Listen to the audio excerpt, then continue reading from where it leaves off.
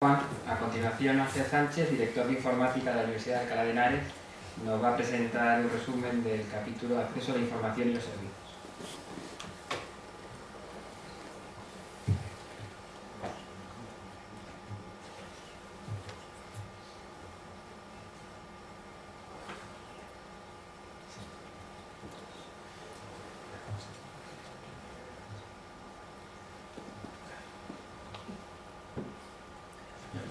Gracias, Mario. Buenas tardes.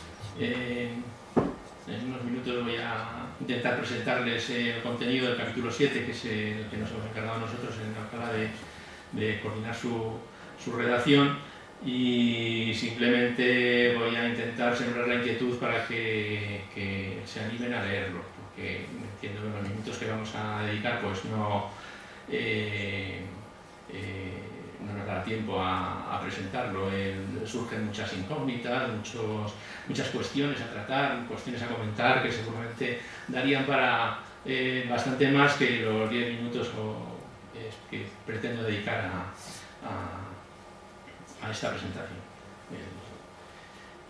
Primero, un ligero planteamiento de cómo se redactó el capítulo, qué partes pensamos que debía de tener, de acuerdo con todo el equipo. Pues primero unos requerimientos. ¿Qué requerimientos son los que obligan a que las universidades se planteen que tienen que convertirse en una universidad digital pronto?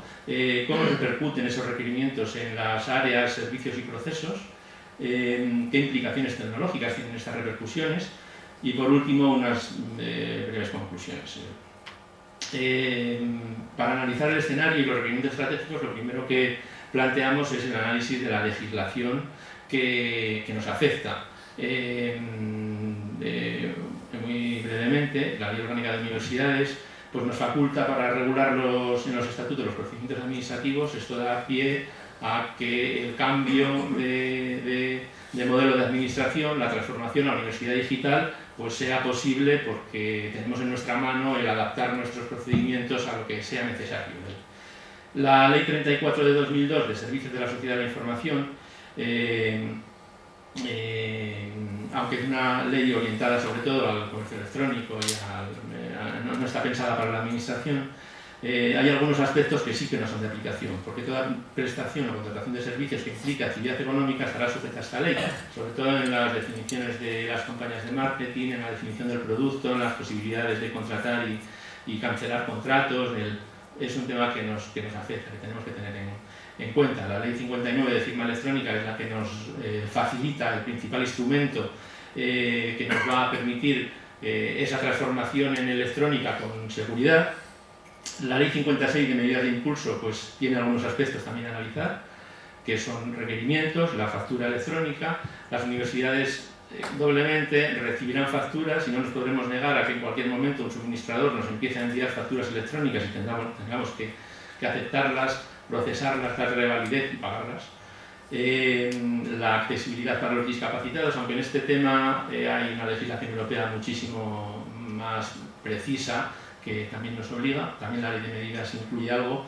Y también hay un tema sobre el que en algún momento hay que pensar. Esta ley obliga a ceder y poner a disposición de la sociedad los contenidos digitales de las administraciones públicas, y en esto las universidades pues tendrán mucho que decir, porque aquí hay mucho contenido digital que habrá que ver cómo hacemos para cumplir con esta ley. Y luego está la ley 11, de la que ya se ha hablado, ¿no? Ya conocemos el cambio de paradigma, de las administraciones podrán a las administraciones deberán y los ciudadanos podrán.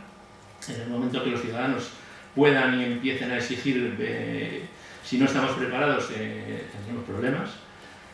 Hay que, algunos aspectos de la ley, pues habría que establecer una sede electrónica. Igual que tenemos un domicilio fiscal, nos obligamos a tener una sede electrónica con unas determinadas características que establece la ley. La ley es muy precisa en cuanto a las definiciones, y eso da facilidad para su aplicación. Define lo que es un documento electrónico y lo que es un expediente, y el registro, la notificación, el sellado del tiempo. Nos obliga al archivado de documentación electrónica y plantea algunas cosas, aunque aquí quedan muchas incógnitas.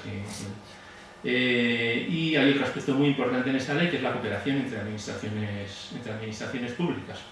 La cooperación real, cooperación no solo para buscar objetivos comunes, la cooperación en que me va a obligar le da la capacidad a un ciudadano de, en vez de aportar un documento que yo le exijo, decirme dónde está en la administración y que nos pongamos de acuerdo. Esto da para mucho, el tema de la cooperación. Está empezando. Las universidades aquí además tenemos desde mi punto de vista, estamos teniendo un problema que no tienen nuestras administraciones, que es que a la administración general, el MAP, está intentando hacer esa labor de coordinación para la cooperación, pero las universidades, dependiendo de las comunidades autónomas, algunas comunidades autónomas son muy proactivas y están dando muchas facilidades a las universidades para que esta cooperación sea una realidad, y otras comunidades, por desgracia, pues no lo están haciendo. Y nosotros nos vemos ahí con una tierra de nadie entre la universidad y el MAP, que de alguna forma habrá que resolver. Además de la legislación, otro de los requerimientos eran los objetivos estratégicos de la Declaración de Bolonia, aunque centrándome únicamente en lo que era el contenido de este capítulo, el acceso a la información y los servicios, pues únicamente estos dos tienen algo que aplica. La dimensión europea de la educación superior, el aprendizaje a lo largo de la vida, pues eso implica que esa facilidad para acceder a la información y a los servicios la tenga el ciudadano que ha pasado por la universidad y la siga teniendo cuando deja de ser universitario, ya que tengamos que montar sistemas para antiguos alumnos, con autenticaciones entre servicios. Y por otra parte, la promoción de la movilidad también nos está invitando a que todos nuestros sistemas y todo lo que le podemos ofrecer al alumno, al profesor, al personal, pues tenga un comportamiento ubicuo y desde cualquier lugar se pueda acceder, igual que si yo estuviera en mi puesto de trabajo, a las aplicaciones que manejo, a los contenidos que edito, a mi correo electrónico. También hay un tercer aspecto importante como requerimiento, que es todo el tema de la accesibilidad. Como no tenemos mucho tiempo, pues esto el W3C tiene una normativa precisa que la Comunidad Europea además está considerado como norma de facto, y creo que no merece la pena más. Bueno, pues con todos estos requerimientos, ¿qué repercusiones tienen en las áreas funcionales? Intentando esquematizar un poco estas repercusiones. Sobre los documentos, la principal repercusión es que tenemos que empezar a manejar documentos electrónicos válidos. Válidos quiere decir que sean íntegros, que tenga garantía de que son auténticos, confidencialidad, calidad, identificación de los usuarios, control de accesos registrados electrónicamente, en fin, unas características que nos obliga el tratamiento de este tipo de documento. Archivo electrónico con garantía de validez de los certificados en los plazos establecidos. Esto es algo nuevo en lo que a mí se me plantean muchas incógnitas. Un archivo en papel, pues tenemos que cuidar que no entre humedad y que no se lo coman los bichos, y eso, la firma en el título del cardenal Cisneros, pues supongo que la tendremos, lo que estará en una universidad, y cuando eso sea un documento electrónico, el documento electrónico tiene las características de que hay algunos aspectos que son los únicos que le dan la validez que caducan.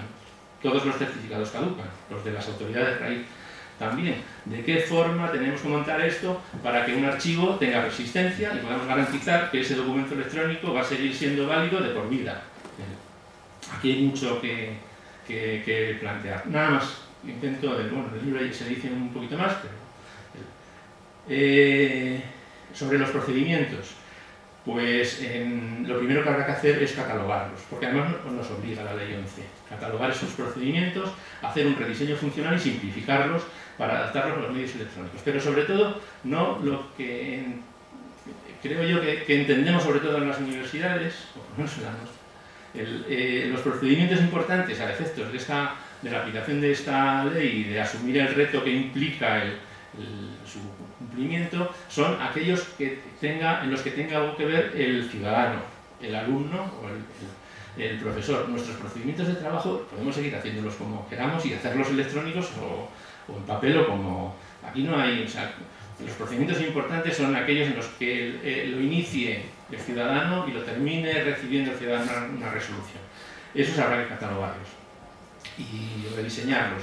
Aplicando medios electrónicos, habrá que establecer procedimientos para comprobar que la información aportada respecto a los datos almacenados es correcta, y también en otras administraciones, porque cuando toda la documentación sea electrónica, habrá mucha información, que será únicamente información, que un alumno que está pidiendo una beca, pues nos podrá, en vez de presentar un certificado de la declaración de impuestos de su familia, decirnos dónde está para que nosotros la busquemos en la agencia tributaria que corresponda. Todo eso habrá que tenerlo en cuenta a la hora de diseñar y catalogar los procedimientos para convertirlos en electrónicos. Por supuesto, en todo esto, la promoción de la utilización de los certificados incluidos en el DNI electrónico, pues va a dar, cuando lo tengamos todos, va a dar muchas facilidades, pero también hay que tenerlo en cuenta. Nos tendremos que dotar de sistemas para la gestión de expedientes electrónicos. Tendremos que integrar con las aplicaciones corporativas. Ahora mismo lo habitual es que tengamos aplicaciones corporativas que nos ayudan a gestionar nuestro negocio. Todos estos procedimientos de administración electrónica, de alguna forma habrá que integrarlos y dotarlos de procedimientos de acceso que faciliten la cooperación entre administraciones, como ya decía antes. Bueno, brevemente también, en cuanto a la implantación de portales y la delegación de publicación, pues hay algunos aspectos también que deben ser tenidos en cuenta, porque hemos pasado y estamos pasando, y a medida que vayamos aplicando y convirtiéndonos en una universidad digital, pues pasará más de una web que aporta información a una web que es la entrada principal a todos los servicios. Eso va a implicar que necesariamente, aunque ya se está haciendo en la mayor parte de las universidades, habrá que delegar las publicaciones, y eso implica que para hacerlo bien pues se implanten nuevas formas de trabajo, que aparezcan nuevos perfiles que habrá que tener en cuenta, cuidar la imagen corporativa, en fin, cuestiones que antes estaban centralizadas en el equipo que desarrollaba la web, ahora habrá que tener en cuenta que las tiene que manejar un conjunto de personas, de empleados de la universidad, a los que habrá que formar y a los que habrá que organizar para que no se pierda cuestiones que antes tenían ya las webs. Con estos requerimientos y estas repercusiones sobre las implicaciones tecnológicas, pueden ser estas. Se parte de una realidad compleja, partimos de una realidad en la que tenemos un montón de aplicaciones, en general de distintos suministradores, con distintas arquitecturas, con plataformas a veces también diversas. Lo que hagamos tiene que tener un requisito fundamental para poder asumir esta complejidad: la flexibilidad y, por supuesto, la eficiencia. A eso nos va a ayudar el diseño de una arquitectura IT orientada a servicios. SOA, ya se ha hablado algo de ella, por supuesto que es lo que hay que utilizar para facilitar esta conversión en digital, porque permite la instalación mediante servicios web y el diseño de interfaces de acceso. Antes teníamos las aplicaciones, cada aplicación tenía sus propias formas de ofrecer la información y de recibirla. Cuando esto lo convirtamos en algo público a través de una web, pues tendremos que considerar que de alguna forma hay que transformar esas características de cada aplicación en características comunes, definiendo interfaces de acceso, y que por el medio esté una arquitectura que nos dé la flexibilidad suficiente para que todo siga funcionando igual, pero con un acceso mucho más general. Es muy importante la gestión de los perfiles de acceso e identidades, porque antes cada aplicación tenía sus usuarios y bueno, pues se gestionaba relativamente fácil. Ahora ya todos somos usuarios de casi todo, o todos entramos por el mismo sitio a utilizar cualquier cosa, y tenemos que tener mucho más estudiado y diseñado los perfiles de acceso e identidades para garantizar que cada uno solo entra a lo que tiene que entrar y entra eso. Algunos sistemas, implicaciones tecnológicas también va a ser la necesidad de implantar sistemas de información implementados como servicios transversales, porque van a ser necesarios en todo el proceso de conversión en universidad digital. Ahora falta un sistema de firma electrónica, porque es un derecho reconocido por la ley, y un portafirmas electrónico, porque si no lo tenemos será un follón muy grande el poder utilizarlo. Habrá que dotarse de registros telemáticos, porque está contemplado también como obligación en la ley. gestionar los expedientes, sistemas de notificaciones electrónicas, archivos electrónicos, plataforma de pago, servicios SMS, identificación federación. En esto el Burroam es un buen ejemplo que ahora está restringido al ámbito de las redes wifi, pero que en algún momento pues, deberíamos de ponernos de acuerdo para utilizar sistemas similares en todos los tipos de accesos o de redes. Estos son sistemas transversales de los que necesariamente nos tendremos que dotar.